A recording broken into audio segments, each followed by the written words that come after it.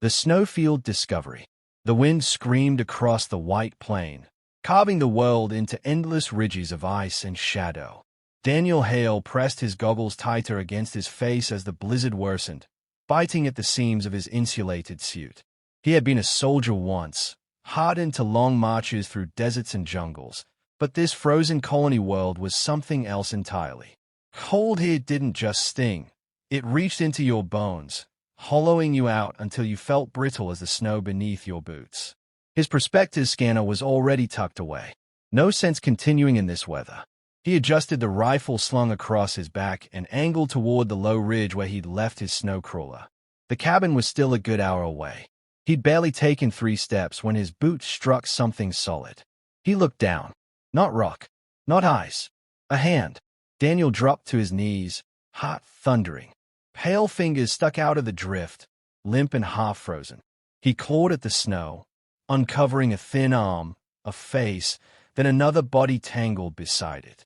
2 women, alien, but humanoid, lay curled together as if the storm itself had buried them.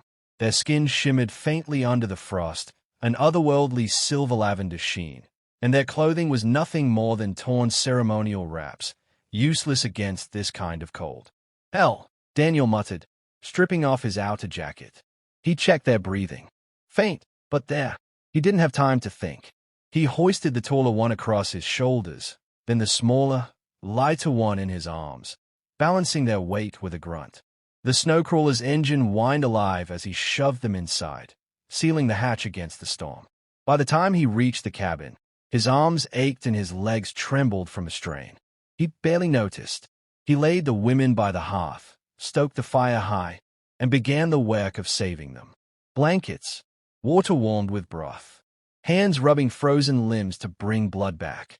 Hours passed before the first stirrings of life returned. The younger one, smaller, with wide luminous eyes, blinked first.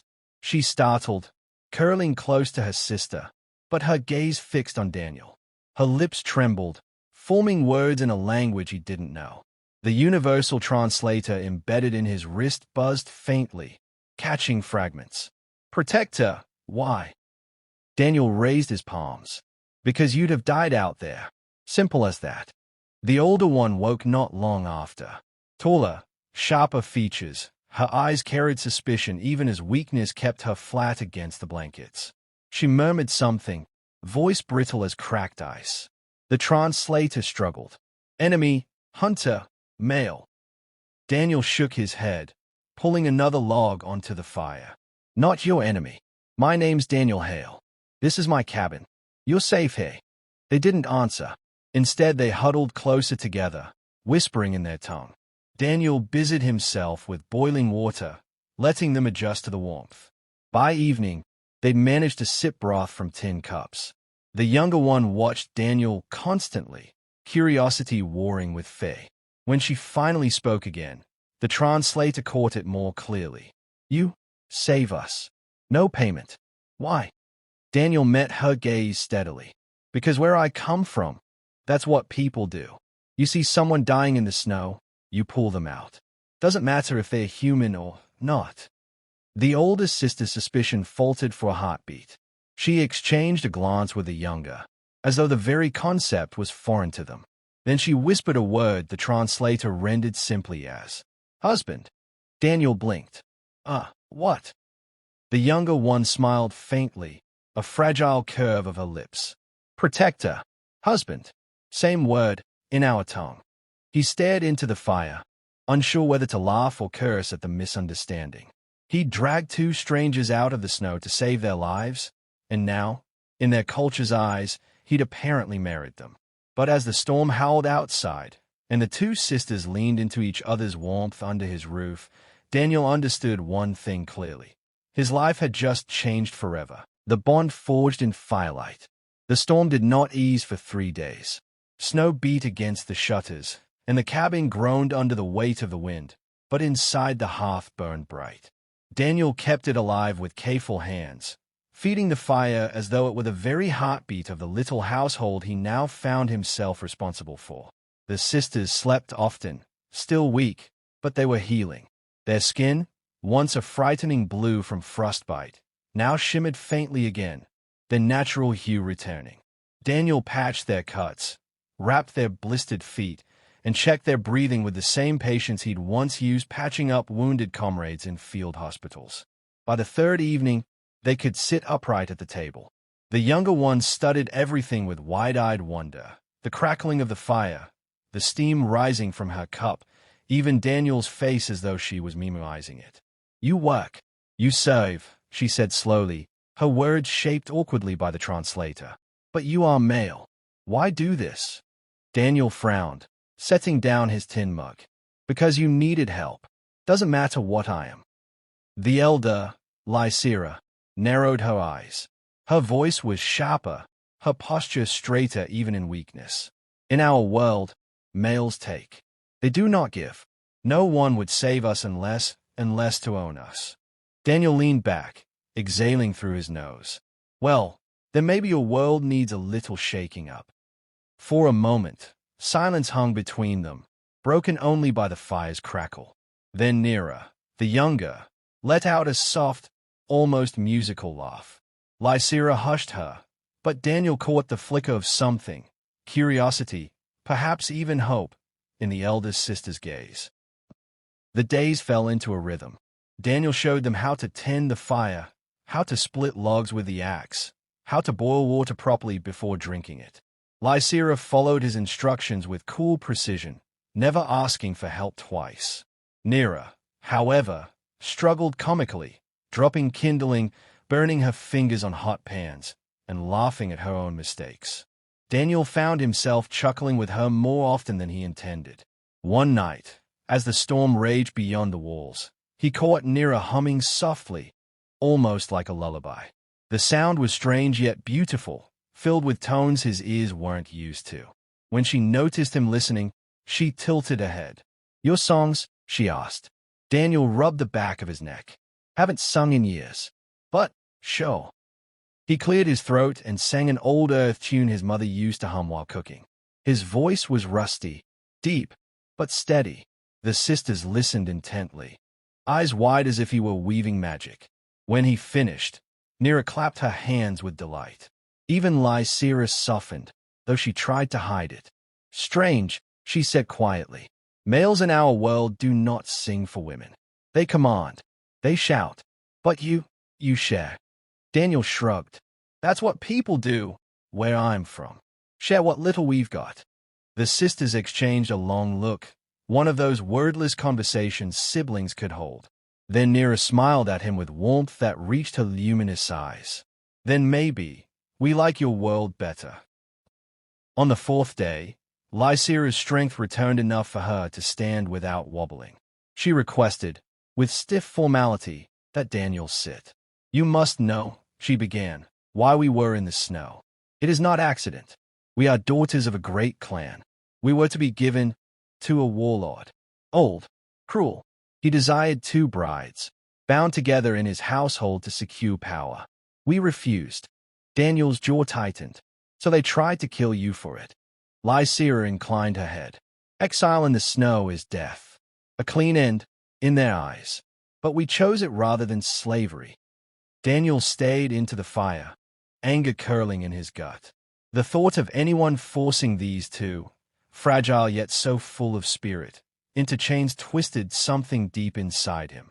"You don't deserve that," he said firmly. "No one does." Nera's gaze softened. "And yet, you took us in. No chain, no demand. You give warmth. In our tongue, such a one is husband." Daniel rubbed his temples. "We've been over this. Where I'm from, husband means choice, not ownership. It means family, partnership." Lycera studied him with piercing eyes, as though trying to measure the truth of his words. Slowly, she nodded. "Then perhaps you are more husband than any our world has given." That night, as they shared a meal of stew and stale bread, Daniel realized something strange. The cabin, once a lonely outpost against the endless wilderness, no longer felt empty. There was laughter now, and voices beside the fire. And though he hadn't asked for it, he was no longer just a solitary prospector in the snow.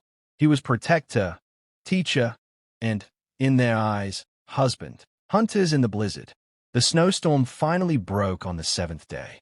For the first time, sunlight struck the drifts outside, a harsh silver light that glittered off the ice fields. Daniel stepped out to chop wood, breathing deep of the clean, frozen air. It felt almost peaceful. Almost. Inside, Lycera and Nera were laughing softly as they tried to mimic his clumsy demonstrations of card games. The sound of their voices warmed the cabin more than the fire ever could. But as Daniel stacked logs by the door, his wristband pulsed. A proximity scan. A ship. His stomach sank. He grabbed his binoculars, climbing the ridge above his cabin. Across the horizon, dark shapes cut through the sky.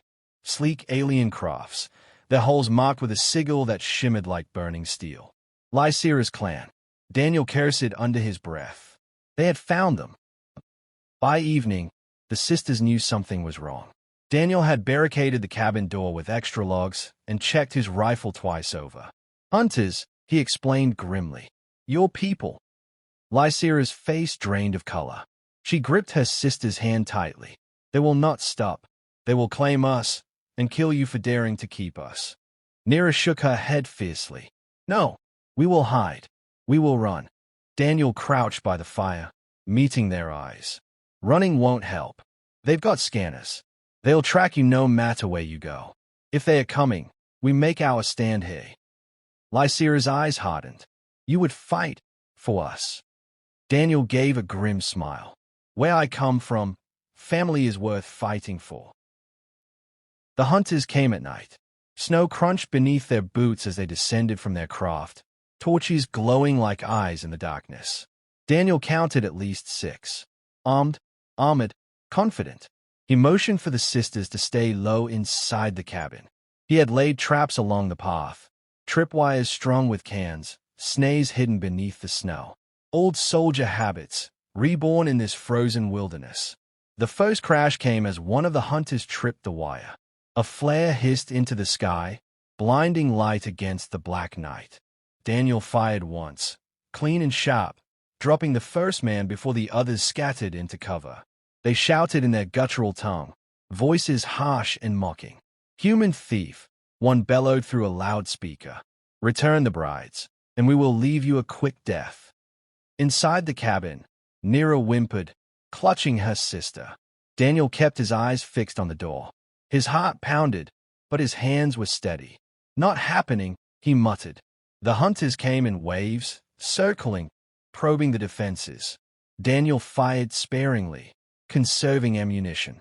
He used the snow itself as his ally, blinding blasts of powder, the echo of his shots ricocheting through the frozen valley. Still, they pressed closer.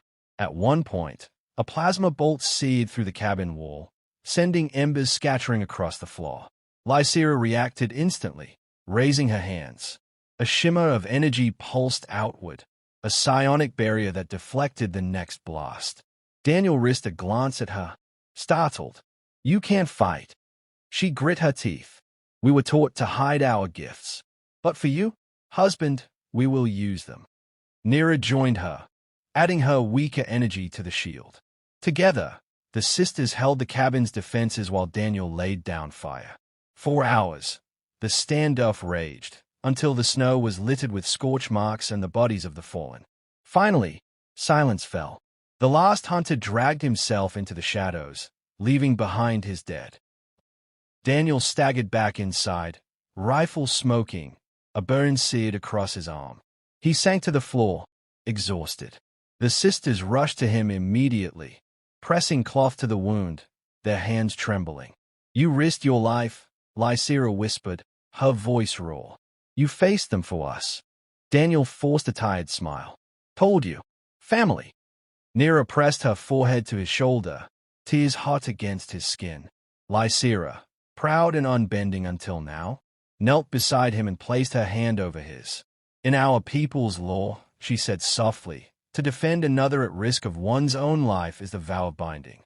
You are husband, by every meaning of the word. Daniel looked between them, their luminous eyes, their fragile strength, the fierce loyalty burning there. He wanted to argue, to remind them that words like husband carried different meanings to him. But in that moment, bleeding and surrounded by the warmth of their touch, he could only nod. Outside, the wind carried away the cries of the hunters. Inside, 3 lives had been bound together, not by chains or tradition, but by choice and firelight. A new hearth, a new family. Dawn broke slowly over the frozen horizon, bleeding pale gold through the ice-crusted windows. The cabin stood battered but unbroken, its walls marked with scorched scars and patched bullet holes. Daniel stowed awake to the smell of broth simmering and the soft murmur of voices. Lysira and Nera were tending the fire, their faces lit by its glow. For a moment Daniel simply watched them, the memory of the night before still etched in his bones. The blinding snow, the clash of fire and plasma, their hands gripping his as though he were their anchor in a storm. When they noticed he was awake, Nera darted to his side with unrestrained joy. "Husband," she exclaimed, pressing a cup of steaming broth into his hands. "You live. You heal." Daniel chuckled, though his ribs ached from the effort. "Not sure about the healing part yet, but I'm still breathing." Lysira approached more slowly, her usual reserve softened by exhaustion. She looked down at him with steady eyes. "The hunters will not forget this humiliation. They will return, with more. You must know this." Daniel sipped the broth, savoring its warmth. "Yeah, I figured, but I'm not planning to hand you over." The sisters exchanged a glance, one of those silent conversations siblings shared. Then Lysira knelt beside him, her voice low but fierce. "Then we stand with you, not as burdens, as family." The days that followed were strangely quiet. No ships appeared in the sky. No tracks disturbed the snow outside the cabin. Daniel spent his time repairing the damage, patching holes, reinforcing the roof, resetting his traps. The sisters worked beside him. Nera insisted on learning every task, from splitting logs to setting snares. She laughed through her mistakes, her joy infectious. Lysira remained serious, but even she began to soften. Her sharp questions gave way to small smiles, and she surprised Daniel one evening by humming along when he sang. In those moments, the cabin no longer felt like a refuge in enemy territory. It felt like a home. One night, as the fire burned low, Lysira finally spoke of what had been weighing on her. "In our clan," she said quietly, "to call one husband is to admit surrender, to give yourself as property. I feared it always." She paused, eyes fixed on the flames. "But you changed the word. Hey, with you, it means choice. It means warmth." Daniel met her gaze, steady and firm. That's all it should ever mean. Not ownership, not chains, just family. People choosing each other. Nera leaned against his shoulder, her smile soft. "Then we choose you. Even if the hunters come again, even if the clan hunts us forever, we choose you, husband." For the first time since he'd found them in the snow, Daniel felt the weight of loneliness lift from his shoulders. He hadn't realized how heavy it had been until it was gone. Weeks passed. Winter tightened its grip, but the little household adapted. Daniel showed the sisters how to stretch food supplies, how to rig fishing lines through the ice, how to navigate by the stars when storms hid the land. In return, the sisters shared their knowledge. Lysira taught him fragments of their language, intricate words that spoke of bonds and honor. Nera revealed her gift for healing, using alien herbs she found beneath the snow to ease his pain. Slowly, the 3 wove their lives together like threads of a new tapestry. They were no longer a soldier, 2 exiles, and a cabin in the wilderness. They were something more. One evening, Daniel stood outside as the auroras rippled across the sky, bands of green and violet painting the heavens. The sisters came to stand beside him, their cloaks wrapped tight. "The clan will return," Lysira said, "not as fear but as fact." Daniel nodded. "And when they do, we'll be ready. Because we don't run from family. We protect it." Nera slipped her arm through his, leaning her head against his shoulder. Lysira did the same on his other side, her strength no less tender for its restraint. Together, they stood in silence, watching the lights dance. The galaxy was vast, full of empires and warlords and chains. But here, in the snow, they had carved out something the clan could never take away. Back inside, as the fire crackled and the storm began to howl again, the sisters curled against Daniel for warmth. He wrapped his arms around them both, exhaustion tugging at his eyes. He thought of all the times people had underestimated humanity, called them weak, fragile, short-lived. And yet, here in the coldest corner of the galaxy, it was not strength of arms or wealth of empire that had saved two alien sisters. It was compassion, stubbornness, love. And as they drifted into sleep beside him, Daniel knew that whatever came next, the galaxy would remember this truth. Humanity's greatest weapon had always been its heart.